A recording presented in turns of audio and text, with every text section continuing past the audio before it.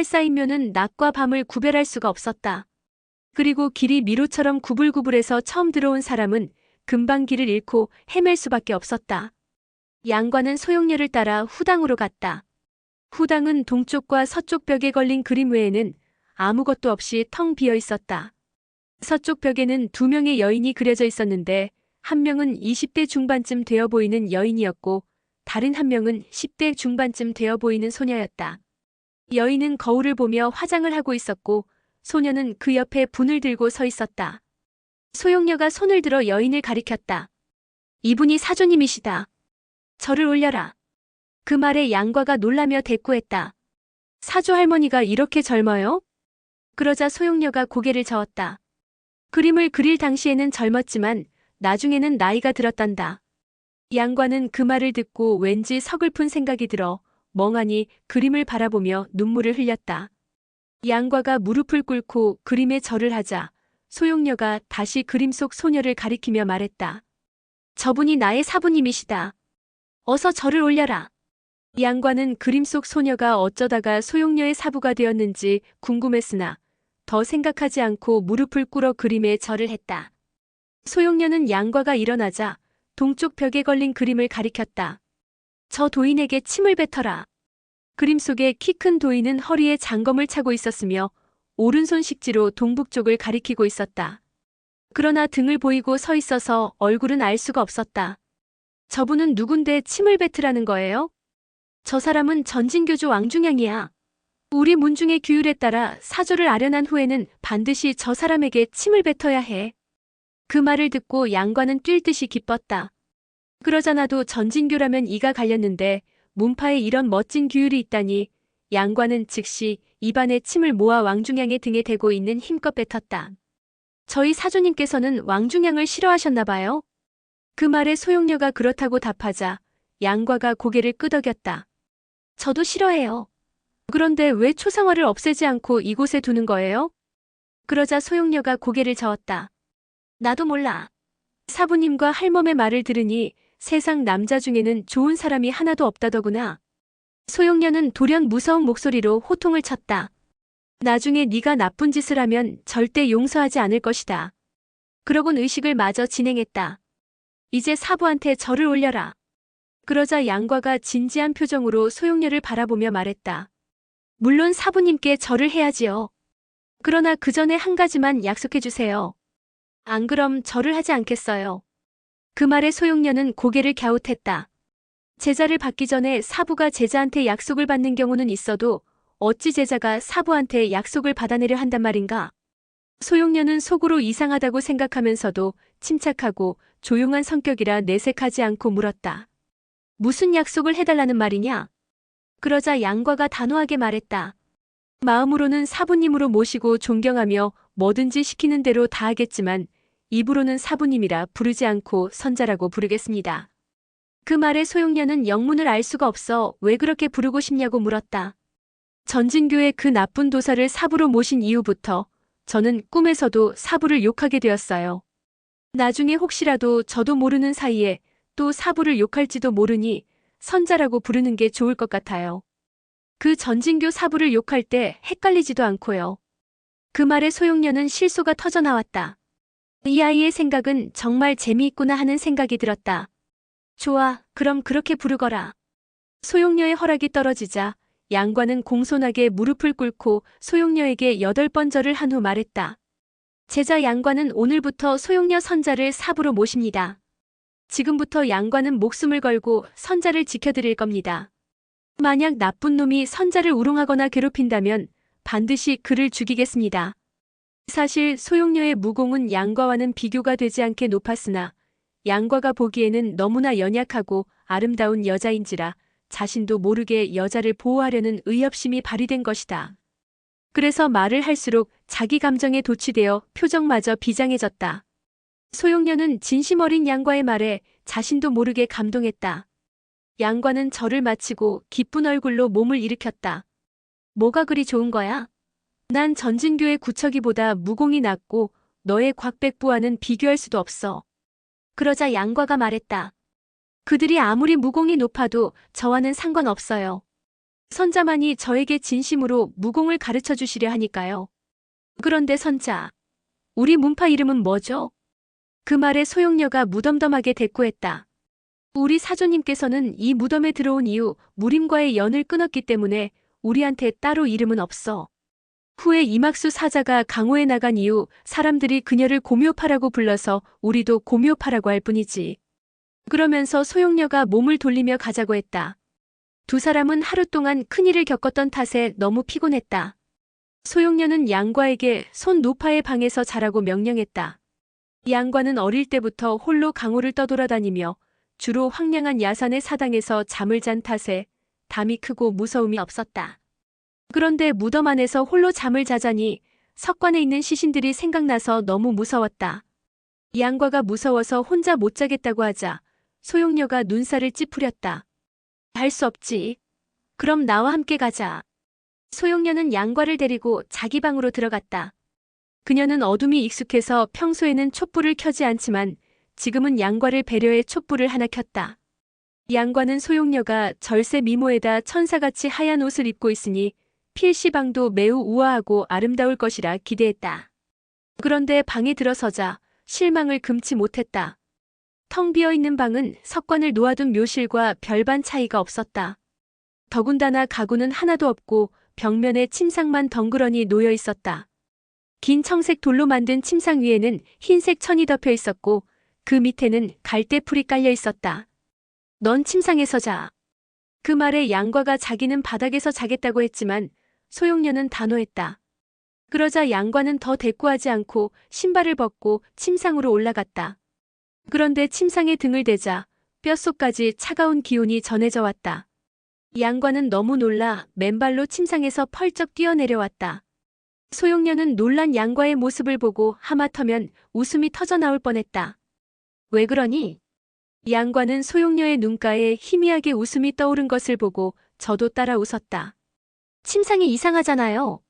일부러 날 놀리려는 거죠? 그 말에 소용녀는 얼른 얼굴 표정을 고치고 다시 정색을 했다. 내가 널 왜 놀리겠니? 이 침상은 원래 이러니 어서 올라가서 자거라. 그러곤 문구석에서 빗자루를 가지고 왔다. 만약 다시 침상에서 내려오면 이 빗자루로 맞을 줄 알아라. 소용녀의 말에 양과는 다시 침상에 올라갈 수밖에 없었다. 그러나 풀자리 밑에 차갑고 두꺼운 얼음이 깔려있기라도 한 듯 시간이 지날수록 한기가 점점 강하게 느껴졌다. 온몸이 덜덜 떨리고 아랫니와 윗니가 부딪혀 딱딱거리는 소리가 났다. 좀 더 지나자 한기가 뼛속 깊이 파고들어 더 이상은 참을 수가 없었다. 소용녀를 쳐다보니 웃는 듯 마는 듯한 표정이었다. 양과는 그걸 보고 고소해하는 것이 틀림없다고 생각하니 화가 치밀어 이를 꽉 악물고 온몸에 힘을 주며 추위를 견뎌냈다. 그러는 사이 소용녀는 밧줄 하나를 꺼내더니 동쪽의 철못의 한쪽을 걸고 서쪽 벽에 또 다른 못의 한쪽 끝을 걸었다. 그렇게 하니 밧줄 높이가 사람 키 하나 정도 되었다. 소용녀는 사뿐히 밧줄 위로 뛰어올라 마치 침상인 듯 눕더니 장을 날려 촛불을 껐다. 그걸 보고 양과는 탐복해 마지 않았다. 그 무공 저한테도 가르쳐주세요. 이건 별거 아니야. 네가 잘 따라주기만 하면 고묘파의 모든 무공을 가르쳐줄게. 양과는 소용녀의 말이 진심인 것 같아 감격해서 저도 모르게 목이 메었다. 저한테 이렇게 잘해주시는데 전 방금 속으로 원망했어요. 그 말에 소용녀가 아무것도 아니라는 듯 말했다. 너를 쫓아내려고 했으니 날 원망하는 것도 당연하지. 그러자 양과가 고개를 내저었다. 그것 때문이 아니라 예전에 나를 가르쳤던 사부님처럼 당신도 쓸데없는 것만 가르쳐주지 않을까 생각했어요. 양과의 목소리가 덜덜 떨렸다. 추워? 네, 침상 아래 이상한 게 있나 봐요. 아니면 이렇게 추울 수가 없을 거예요. 그래서 자기 싫어? 난 여기서 자고 싶지 않아요. 그 말에 소용녀가 가볍게 콧방귀를 뀌었다. 거기서 자고 싶지 않다고. 천하의 무림 고수들이 얼마나 그 침상에서 자고 싶어 하는 줄 아니? 그러나 양과는 그 말뜻을 이해할 수 없었다. 왜 고생을 사서 하려고 하죠? 내 너를 아끼고 불쌍하게 여겨서 특별히 자게 해줬더니 고생을 사서 한다고? 들어온 복도 못 알아보는구나. 양과는 자신을 이 침상에 재운 것이 악의가 아니라는 걸 알고 목소리가 한풀 꺾였다. 그래도 너무 추워요. 추워서 도저히 못 참겠어요. 그러자 소용녀가 다가와 양과에게 말했다. 내가 어떻게 하면 이 침상에서 잘 수 있는지 가르쳐 줄 테니 잘 기억하거라. 그러면서 몇 마디 구결과 내공을 수련하는 방법을 설명해 주었다. 소용녀는 자연스럽게 양과한테 문파의 기초적인 무공을 전수해 주고 있었다. 양과가 소용녀가 가르쳐 준 대로 하자 잠시 뒤 한기가 조금씩 사라지고 호흡을 돌릴수록 온몸이 따뜻해졌다. 추위를 두려워하지 않게 되자 오히려 침대가 시원하고 편안하게 느껴졌다. 양과는 정신이 몽롱해지면서 온몸에 힘이 빠져 스르르 잠이 들었다. 반 시즌 정도 지났을까 몸에 열기가 식자 침대의 차가운 기운에 잠이 깨었다. 양과는 다시 같은 방법으로 내공을 연마했다. 이렇게 자다 깨다를 반복하면서 하룻밤을 보냈다. 그러나 다음날 새벽에 잠이 깨었을 때는 전혀 피곤하지 않았다. 오히려 미약하게나마 내공을 느낄 수 있을 정도로 어젯밤 수련이 효과가 있는 듯했다. 양과는 아침을 먹은 후 소용녀에게 물었다. 선자 궁금한 게 있어요. 어제 분명 천하의 무림 고수들이 모두 저 침상에서 자고 싶어 한다고 말씀하셨지요? 그게 무슨 뜻이에요? 양과가 신기한 체험을 한 듯 아침에 일어났을 때 몸 상태를 이야기하며 묻자 소용녀가 미소를 지었다. 저 침상은 상고시대의 차가운 옥으로 만든 한옥 침상이란다. 사조님께서 7년 넘게 온갖 심혈을 기울여 겨우 찾아낸 거지. 추운 북극까지 가서 수백 장 두께의 얼음 밑에서 캐낸 한옥이지. 저 한옥 침상에서 1년만 내공을 수련하면 다른 곳에서 10년을 수련한 것과 같다고 했다. 물론 같은 무공을 수련할 때의 이야기야. 삼류 무공을 여기서 1년 수련한다고 해서 상승 무공을 10년 수련한 것과 같아지지는 않아. 그 말에 양과가 신기하다며 야단법석을 벌였다. 소용녀가 말을 이었다. 처음에 누웠을 때는 너무 추워서 견디기 힘들겠지만 온몸의 공력을 운행해서 추위를 누르면 점차 습관이 될 거야. 그러면 잠을 자면서도 내공을 수련하게 되는 셈이지. 보통 무공을 수련하려면 아주 부지런해야 해. 매일 몇 시즌밖에 잠을 잘 수가 없다는 이야기야. 내공을 수련할 때는 자연스러운 흐름을 어기고 구결에 따라 기를 순환시키지. 그러나 잠을 잘 때는 기의 흐름이 평상시로 돌아오게 되어서 수련한 것 중 9은 사라지고 말아. 하지만 저 한옥 침상에서 잠을 자면 수련한 내공을 잃지 않을 뿐 아니라 오히려 더 강해질 수 있어. 양과는 이제야 말뜻을 이해할 수 있었다. 그럼 밤에 차가운 눈 위에서 잠을 자도 좋겠군요. 그러자 소용녀가 고개를 저었다. 그건 그렇지 않아. 한옥 침상에는 또 하나 신비한 점이 있어. 보통 내공을 수련할 때 가장 경계해야 할 것은 바로 주와인마야. 그래서 평소에 내공을 연마할 때는 항상 마음을 다스리는 데 신경을 써야 하지. 하지만 한옥 침상은 세상에서 가장 차갑고 음의 기운이 많은 물건이라 수련자가 그 위에 앉거나 누우면 자연히 집중력을 유지할 수밖에 없어서 다른 것에 신경 쓸 필요가 없단다. 그러니 연공에만 집중할 수 있게 되어 다른 사람보다 월등히 빨리 연마하게 되는 거야. 그 말을 듣고 양과는 너무나 기뻤다. 선자는 밧줄에서 자고 저한테는 이렇게 귀한 침상을 내주시니 정말 고마워요. 앞으로 어떻게 보답해야 하죠? 할머니가 아가씨를 평생 잘 돌봐드리라고 했으니 꼭 약속을 지킬게요. 그러자 소용녀가 콧방귀를 뀌었다. 네 앞가림도 제대로 못하면서 어떻게 날 보살피겠다는 거야? 소용녀는 18년 동안 줄곧 두 사부와 손 노파를 의지하여 살아왔다. 그러나 사부는 옥녀심경을 연마시키려고 희로애락의 감정을 절제하도록 명했다. 그래서 소용녀는 어린 시절부터 함부로 웃거나 울지 못했다. 손 노파는 원래 따뜻한 사람이었지만 감히 사부의 명을 거역하지 못했다. 이런 환경에서 자란 소용녀는 차갑고 괴팍한 성격을 가지게 되었다. 그런데 양과는 나이도 어리고 말이며 행동거지가 사부나 손 노파와는 완전히 달랐다. 양과의 말을 듣고 있으면 거부감이 일면서도 소용녀는 자신도 모르게 이야기 속으로 빠져들었다. 소용녀가 자리에서 일어서며 말했다. 잠시 나갔다 올 테니 여기서 기다리고 있어. 그러곤 말없이 나가버렸다. 얼마나 시간이 흘렀을까? 돌아온 소용녀 손에 웬 자루가 들려 있었다. 소용녀는 양과의 손을 잡고 어디론가 걸어갔는데 소용녀는 어둠 속에서도 대나처럼 이리저리 구불구불한 길을 잘도 찾아다녔다. 선자, 어찌 그리 길을 잘 찾으세요? 나는 평생 어두운 곳에서 자랐기 때문에 빛이 필요 없어. 그렇게 소용녀는 몇 바퀴를 돌아 한 곳의 문을 밀고 석실로 들어갔다. 석실은 두 사람이 몸을 돌리기도 힘들 정도로 비좁았다. 소용녀가 팔을 뻗자 팔이 천장에 닿았다. 그녀는 손에 들고 있던 자루를 들어 주둥이를 묶은 끈을 풀었다. 그러자 자루에서 참새 3마리가 나왔다. 지금부터 넌 이 참새를 잡아서 나한테 가져오면 된다. 단 깃털 하나, 다리 하나라도 다치게 해서는 안 된다. 양과는 드디어 무공을 배운다는 생각에 기뻐하며 알겠다고 답했다. 그러나 참새가 어찌나 빠른지 이리저리 쫓다 보니 숨이 가빠지고 온몸이 땀으로 범벅이 되었다. 결국 양과는 참새 깃털 하나도 건드리지 못했다. 그 모습을 가만히 지켜보고 있던 소용녀가 말했다. 그렇게 하면 당연히 못 잡아. 내가 방법을 가르쳐 줄 테니 잘 보고 따라 해봐라. 소용녀는 몸을 위로 아래로 날리고 손을 휘두르고 잡고 움켜쥐는 방법을 가르쳐 주었다. 머리 좋은 양과는 소용녀의 움직임을 똑똑히 기억해 두었다.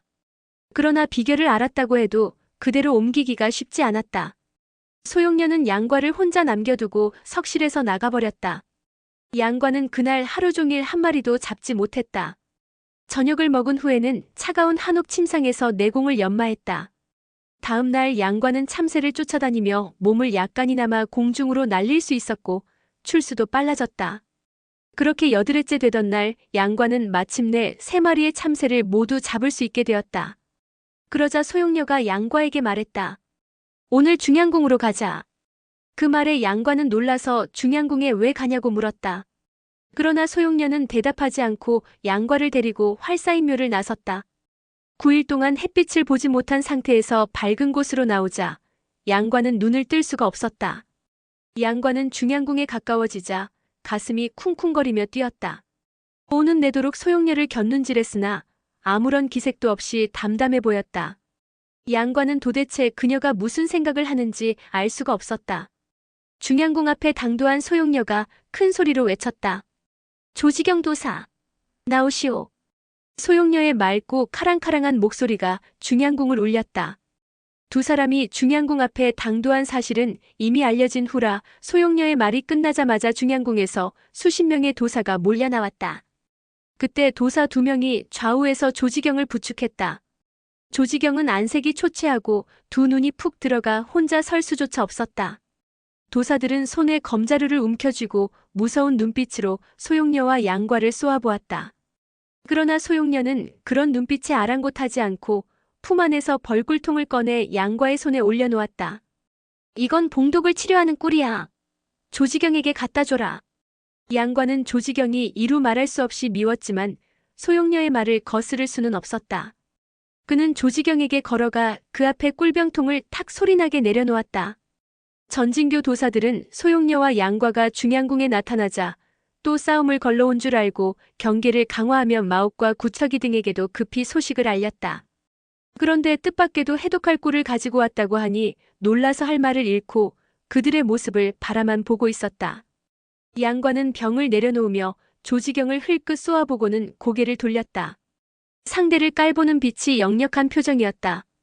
옆에서 그런 양과를 지켜보던 녹청독은 가슴에서 불길이 치솟았다. 그는 그날 양과에게 한마공을 당하고 잠시 정신을 잃기는 했지만 양과의 내공이 심오하지 않아 상처가 깊지는 않았다. 지금은 구척이 등의 치료 덕분에 완쾌된 상태였다. 이 녀석, 사문을 배반하고 그냥 가겠다는 것이냐? 양과는 등 뒤로 다가오는 발소리와 함께 자신의 뒷덜미를 노리는 풍압이 밀려오는 것을 느꼈다. 양과는 8일 동안 한옥 침상에서 잠을 자며 참새 잡는 연습만 했다. 그 속에 고묘파 경공술의 정수가 담겨 있다는 걸 양과는 알지 못했다. 그런데도 자신이 느끼지 못하는 사이에 양과의 내공은 이미 전과 크게 달라져 있었다. 양과는 녹청독의 손에 막 잡히려는 순간 몸을 굽혀 빠져나가며 손을 뻗어 그의 옷자락을 잡았다. 녹청독은 그 짧은 며칠 사이에 양과의 경공술이 크게 진보했으리라고는 생각지도 못하고 화가 머리끝까지 치밀어 상대를 얕보고 덤벼들었다. 그런데 공격이 실패하고 양과에게 옷자락까지 잡히자 몸이 크게 쏠리며 우당탕 넘어지고 말았다. 그가 몸을 일으켰을 때는 이미 양과는 소용녀 뒤로 숨은 뒤였다. 화가 머리끝까지 난 녹청독은 소리를 지르며 다시 덤벼들었다. 녹청독은 소용녀와 학대통의 대결을 직접 보지 못했기에 눈앞에 있는 어린 여자가 얼마나 고수인지 체감하지 못했다. 그때 전진교 도사 중 누군가 날듯이 튀어나와 녹청독의 손목을 잡아채고는 빠르게 무리 속으로 사라졌다. 녹청독은 그에게 잡힌 순간 온몸이 마비되어 움직일 수 없었다. 고개를 들어보니 사숙 견지병이었다. 녹청독은 매서운 견지병의 눈을 마주하자 혀끝까지 올라왔던 욕을 꿀꺽 삼키고 말았다. 견지병이 허리를 굽혀 소용녀에게 예를 표했다. 용랑자께서 이렇게 해독약을 주시니 어찌 감사드려야 할지 모르겠습니다. 그러나 소용녀는 그런 견지병을 무시한 채 양과의 손을 잡고 뒤돌았다. 용랑자, 양과는 우리 전진교 문화의 제자입니다. 이렇게 데려가시면 이 일을 어찌 수습하시겠습니까? 그러나 소용녀는 걸음을 멈추지 않은 채 차갑게 말했다. 내 알 바 아니에요. 그렇게 소용녀는 양과의 손을 잡고 숲속으로 사라졌다. 견지병과 조지경 등은 할 말을 잃고 망연자실하게 서 있을 뿐이었다. 오늘의 영상은 여기까지입니다. 영상이 도움이 되셨다면 구독과 좋아요, 알람 설정 부탁드립니다. 시청해주셔서 감사합니다.